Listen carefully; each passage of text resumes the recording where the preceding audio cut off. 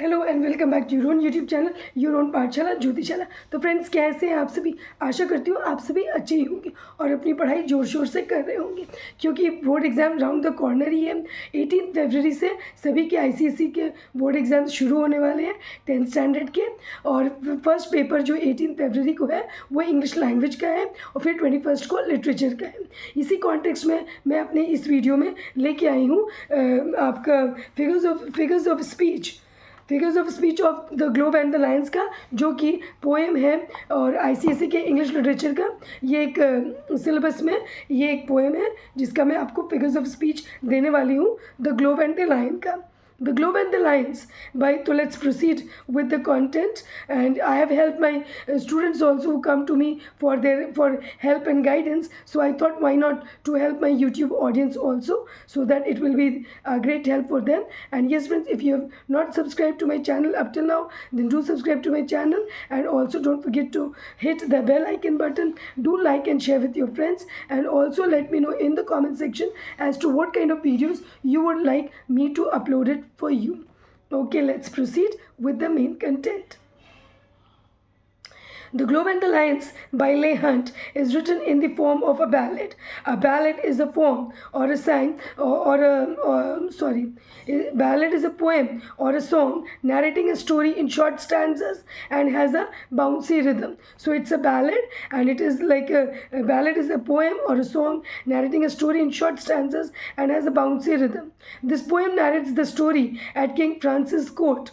This poem narrates the story at King Francis Court, where he, along with his courtiers, nobles and ladies, was watching the fight between two lions in a sandpit.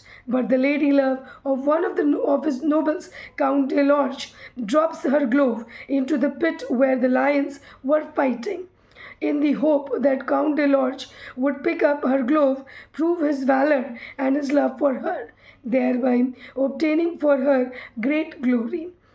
Count de Lorge retrieved the glove, but threw the glove at her face. His act was validated by King Francis, who said, "Rightly done," and claimed that it was not true love, but vanity that made the lady to put her lover to such a task. The poem consists of 4 stanzas. So this poem consists of 4 stanzas. Each stanza consists of 6 lines rhyming AA, BB and CC. Besides, there is internal rhyme in the poem, like, "Till all the pit with sand and more and main was in the thunderous smother, we are better here than there. Then threw the glove, but not with love." All this gives the poem a sing-song-like melody form befitting a ballad. So these are the lines. So this rhyme scheme of the poem is AA, BB and CC, and moreover there is internal rhyme in the poem, like, till all the pit with sand and main was in thunderous smother, we are better here than there. Then threw the glove, but not with love. And all this gives the poem a sing-song-like melody form befitting a ballad. So for all these reasons, this poem becomes a ballad. Talking about imagery is again a figure of speech. The poem has both visual and auditory imagery. So both kinds of imagery are here in this poem, that is visual as well as auditory. Coming to visual imagery, the poem presents a series of powerfully drawn visual images. The description of King Francis Court, along with his courtiers, nobles and ladies, in their pride to watch the royal sport of the fight between two lions, is so vividly described that readers can certainly imagine the fight going on in front of their eyes. King Francis was a hearty king and loved a royal sport, and one day, as his lions fought, sat looking on the court. The nobles filled the benches, and the ladies in their pride, and amongst them sat the Count de Lorge, with one for whom he sighed. And truly it was a gallant thing to see that crowning show. The poet has used short verbs to show how quick the beasts were moving. They bit, they glared, gave blows like beams. The repetition of the airy W sound in wind went with their pause to highlights the speed of the movement of the beast. That is cool. The beast that they were fighting there, the lions, how speedy they were, how fierce they were. That is wind went with their paws. Okay, coming to the auditory imagery, the roar of the two lions in the pit and the ferociousness of their fight is displayed through auditory imagery. Ramped and roared the lions. Ramped and roared the lions. Stifled roar. Thunderous mother. Coming to figures of, these are the auditory. So I told you about the imagery with in the poem, which is like both both visual and auditory, talking about the coming to the figures of speech. The following figures of speech have been used in the poem. The first is alliteration.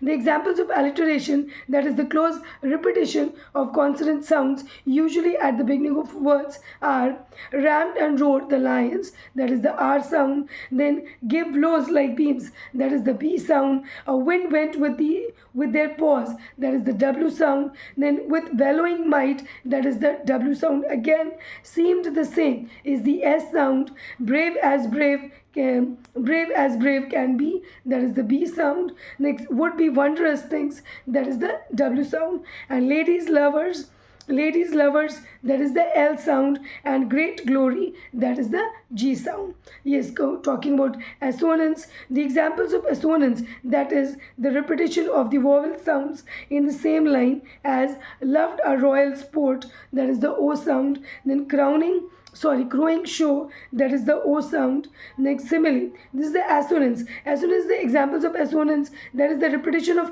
vowel sounds. Like we have the alliteration, the repetition of consonant sounds. In the same way, we have the assonance sounds, which is the repetition of the vowel sounds. Like in the lines, loved a royal sport, it is sounding the O sound. Then we have the crowing show. Crowing show is the O sound.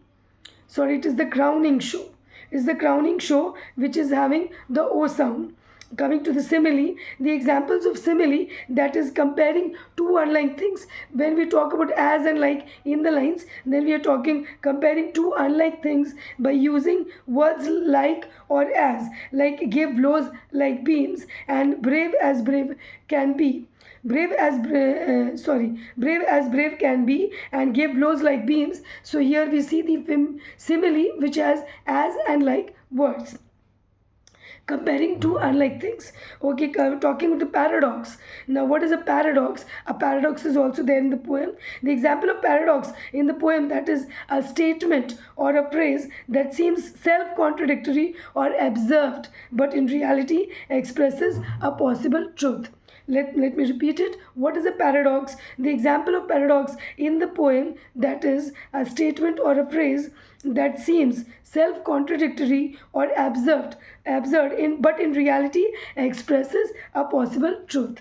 So that is with horrid laughing jaws. So with horrid laughing jaws, it is a paradox in which it is like self-contradictory as well as it is absurd, but in reality it expresses a truth, a possible truth, which is with horrid laughing jaws.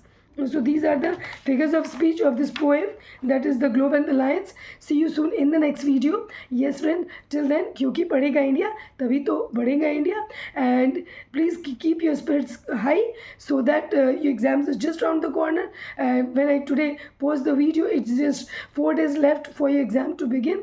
Please work hard, because what you will put in will give you the output, and within a month after your exam you will be getting your results. So whatever you put in today will give you the results the very next month. And you know, the 10th standard results, they are like used for your lifetime, that in each and every field that you enroll for your higher studies, for your +2, for your college, for all the other educational institutions that you go for, they ask you for your 10th standard mark sheet. So it's your report card, and you should have a good report card. So this is what you should prepare for your report card. See you soon in the next video. Till then, bye bye with a new poem, with the next poem of the ICSE syllabus 2025. Bye bye.